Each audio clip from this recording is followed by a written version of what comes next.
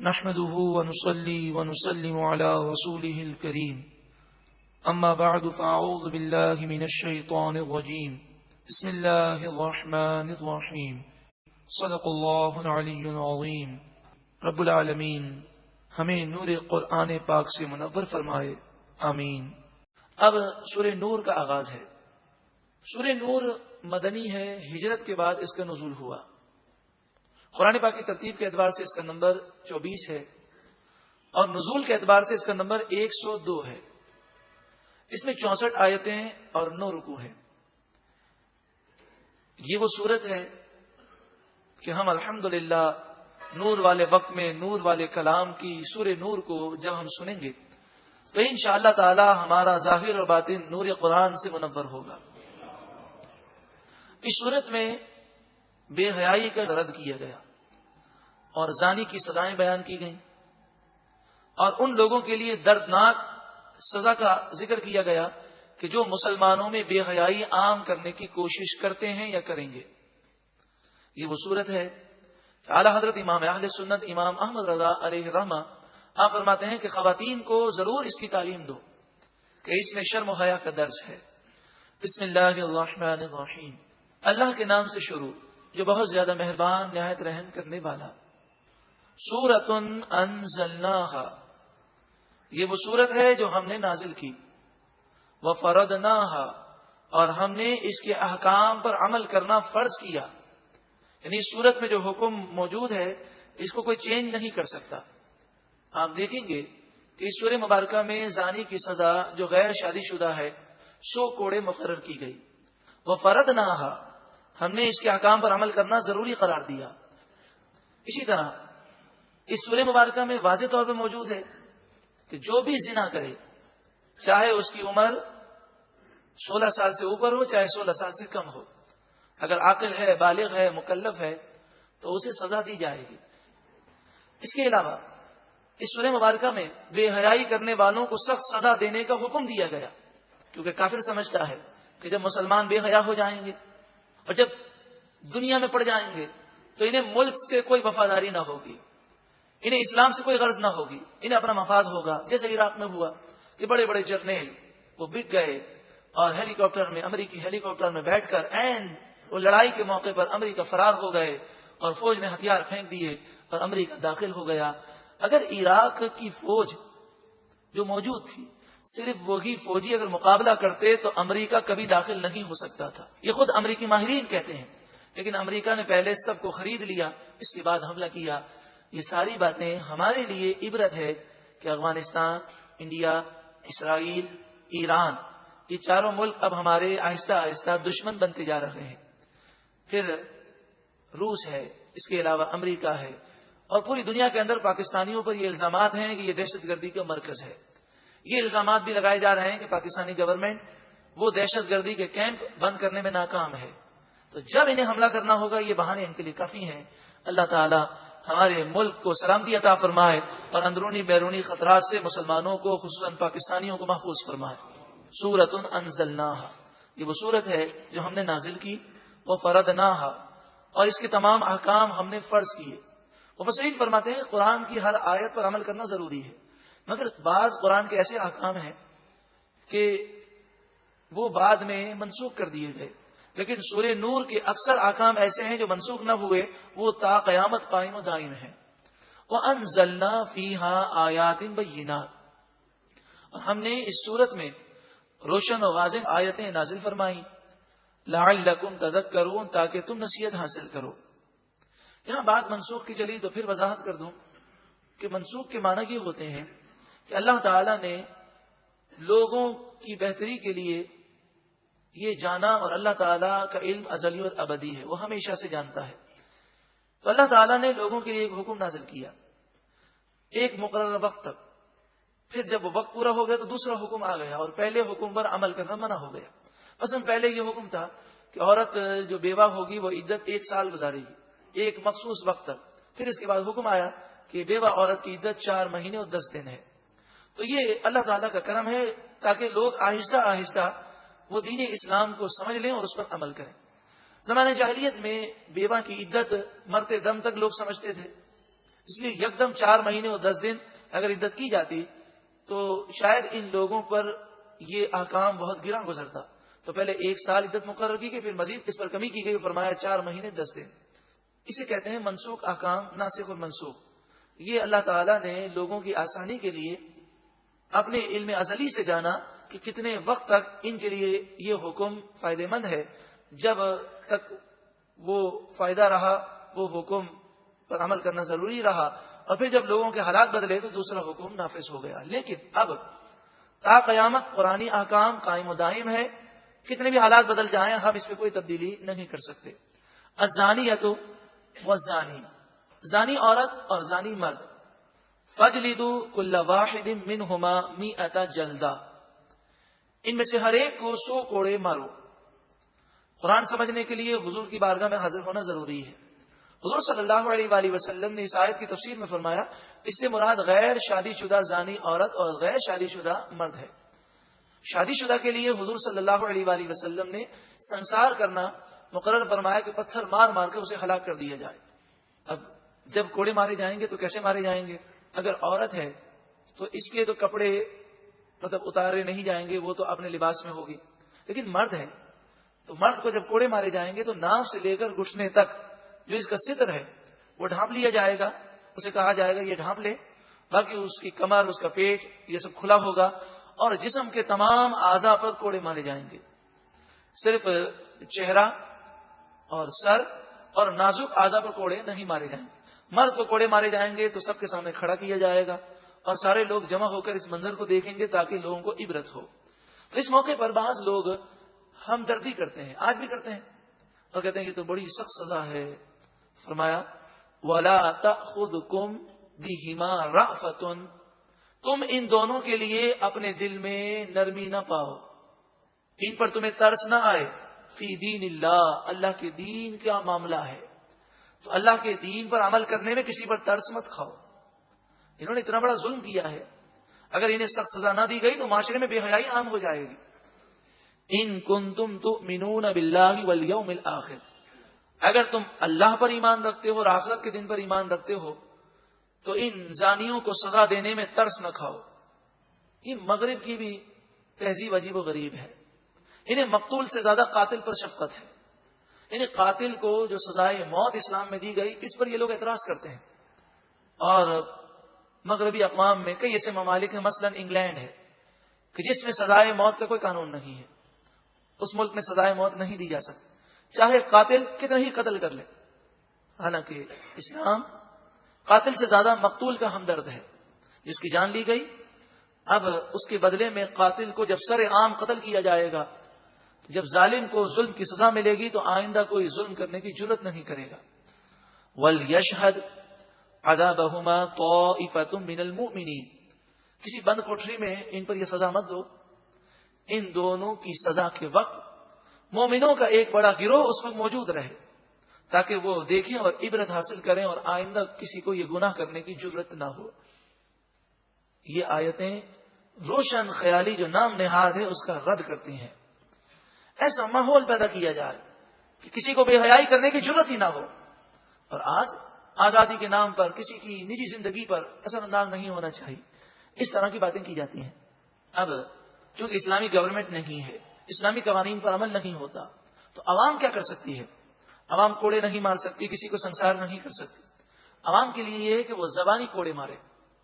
ایسے شخص کا معاشی بائیکاٹ کیا جائے، اسے ملامت کیا جائے اور ایسا ماحول بنایا جائے کہ اسے ایسا ملامت کیا جائے کہ آئندہ کسی کو ایسا کام کرنے کی جرت ہی نہ ہو. الزانی لا ينکح الا زانیۃ او مشرکۃ، زانی صرف زانیہ یا مشرکہ ہی سے نکاح کر سکتا ہے، اس کے علاوہ زانی کا نکاح کسی اور سے نہیں ہوگا. والزانیۃ لا ينکحها الا زان او مشرک، اور زانیہ عورت وہ صرف زانی مرد سے یا مشرک مرد سے وہ نکاح کر سکتی ہے. وحرم ذلك على المؤمنین، یہ زانی مرد اور زانی عورتیں مومنوں پر حرام کر دی گئیں. یعنی جو گندی عورت ہے اسے کوئی نکاح میں نہ لائے. مگر یہ سوال ہے کہ کوئی عورت بری سوسائٹی کا شکار تھی یا کوئی مرد اب وہ توبہ کر لے اور توبہ کرنے کے بعد نیک صالح بن جائے تو کیا اس سے نکاح کیا جا سکتا ہے؟ تو اس سے نکاح کیا جا سکتا ہے. مراد ایسے زانی مرد اور ایسی زانی عورتیں ہیں جو ابھی بھی ان برائیوں میں یا اس برے خیالات میں مبتلا ہے. جو توبہ کر لے، نیک صالح بن جائے، تو اس سے مومن مرد اور مومن عورت کا نکاح ہو سکتا ہے. جہاں تک مشرک کا تعلق ہے، مشرک اور کافر سے مومن کا نکاح نہیں ہو سکتا. جہاں تک تعلق ہے یہودی عورت یا عیسائی عورت کا، تو ابتدائی اسلام میں اس چیز کی اجازت تھی کہ مرد یہودی عورت سے نکاح کرے یا عیسائی عورت سے نکاح کرے، مگر حضرت عمر رضی اللہ تعالیٰ عنہ نے تمام صحابہ کرام کی موجودگی میں اس پر پابندی لگا دی، کیونکہ یہودی عورت یا عیسائی عورت سے نکاح کرنے کا مقصد یہ تھا کہ عورتیں کمزور ہوتی ہیں، وہ اسلام کی تعلیمات سے متاثر ہو کر جلد اسلام لے آتی ہیں. مگر یہاں پر الٹا ہونے لگا، مرد کافر بننے لگے، یہودی عیسائی بننے لگے. یا مرد اگر یہودی عیسائی نہ رہا، وہ تو مومن ہی رہا، تو اس کی اولاد یہودی عیسائی بننے لگی.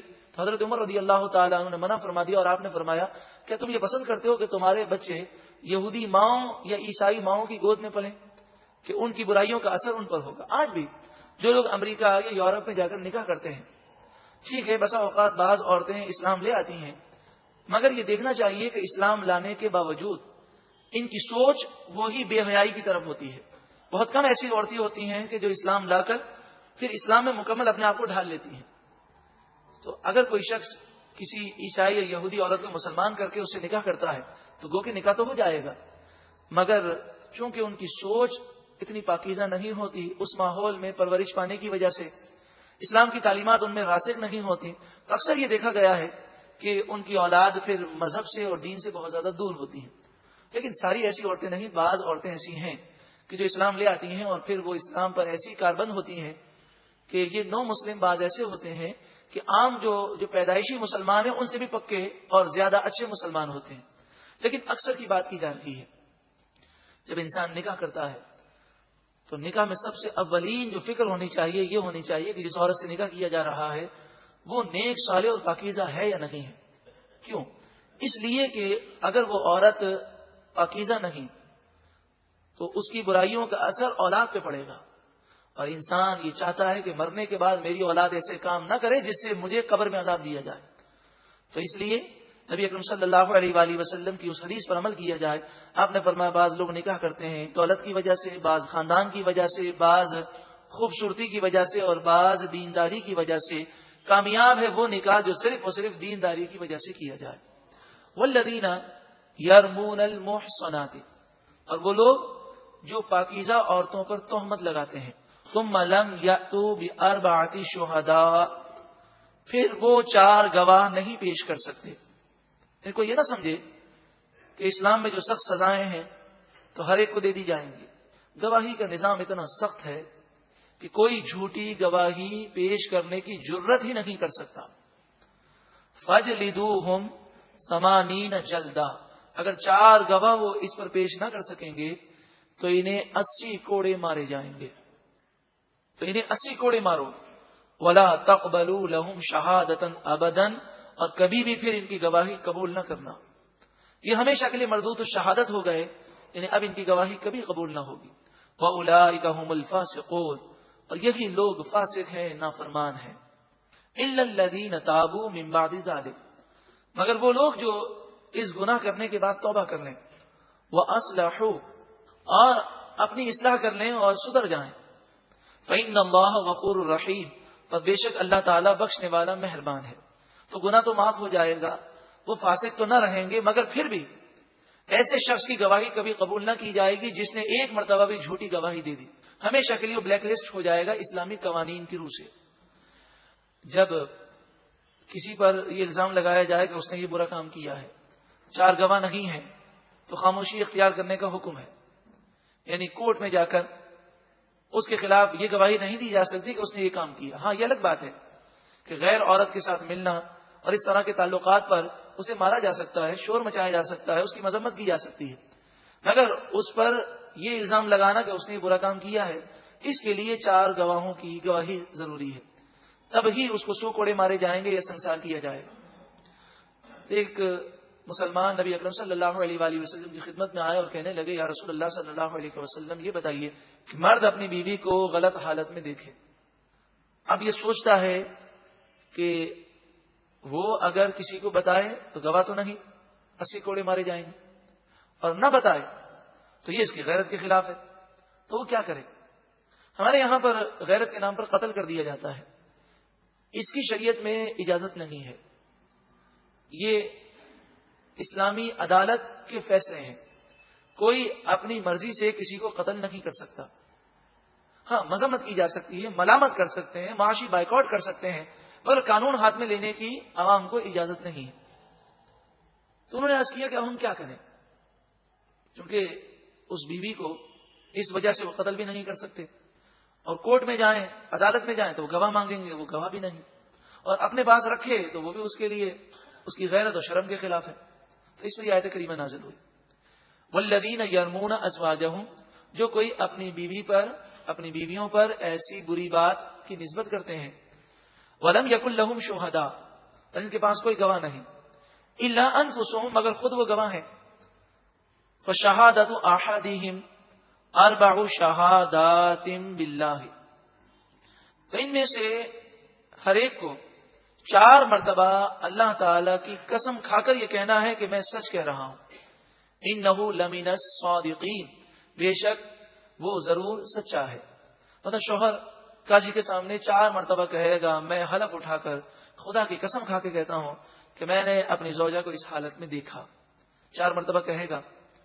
والخامسۃ، اور 5ویں مرتبہ، ان لعنت اللہ علیہ ان کان من الکاذبین، اگر میں جھوٹ بول رہا ہوں تو مجھ پر اللہ کی لعنت ہو، وہ یہ کہے گا کہ اگر یہ میں نے جھوٹ بولا ہے تو مجھ پر اللہ کی لعنت ہو، یعنی میں اللہ کی رحمت سے ہمیشہ کے لیے دور ہو جاؤں۔ اسے لعان کہتے ہیں اسلامی اصطلاح میں، لعان۔ اب شرعی مسئلہ یہ ہے کہ قاضی کے سامنے جب شوہر یہ دعویٰ کرے گا تو قاضی اس سے کہے گا لعان کرنے کے لیے تیار ہو جاؤ، 4 مرتبہ اس طرح قسم کھاؤ، اور 5ویں مرتبہ یہ کہو کہ اگر میں نے جھوٹ بولا ہے تو مجھ پر خدا کی لعنت ہو۔ اگر شوہر انکار کر دے گا لعان سے تو قاضی اسے 80 کوڑے مارے گا، اور اگر وہ لعان کر لے گا تو قاضی اس کی زوجہ سے کہے گا کہ تم کیا کہتی ہو۔ اگر زوجہ یہ کہے گی کہ یہ جھوٹ کہہ رہا ہے تو قاضی کہے گا تم بھی لعان کرو، یعنی 4 مرتبہ قسم کھا کے کہو کہ میں نے یہ کام نہیں کیا، اور 5ویں مرتبہ یہ کہو کہ اگر میں نے یہ کام کیا ہو اور میں جھوٹ بول رہی ہوں تو خدا کی مجھ پر لعنت ہو۔ اگر عورت انکار کر دے گی تو قاضی جو ہے اس پر زنا کی حد قائم کر دے گا، اور اگر وہ لعان کر لے گی تو پھر قاضی جو ہے یہ کہے گا کہ اے مرد تو اس کو طلاق دے دے۔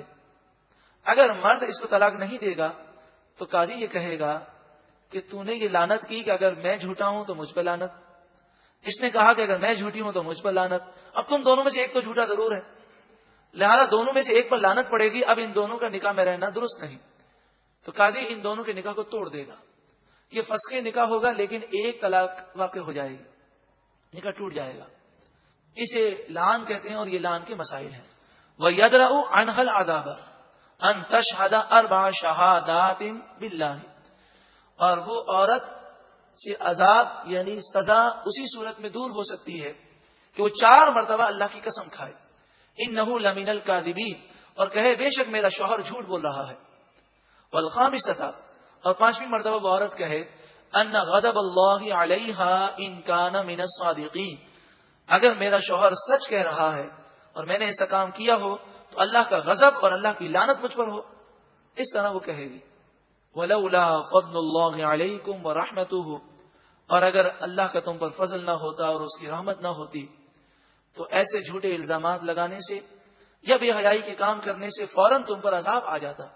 وَأَنَّ اللَّهَ تَوَّابٌ حَكِيمٌ، اللہ تعالیٰ بہت توبہ قبول کرنے والا، حکمت والا ہے، وہ ڈھیل دیتا ہے۔ اس وقت سے فائدہ اٹھاؤ اور ہمیشہ کے لیے اپنی سوچوں کو پاک کر لو۔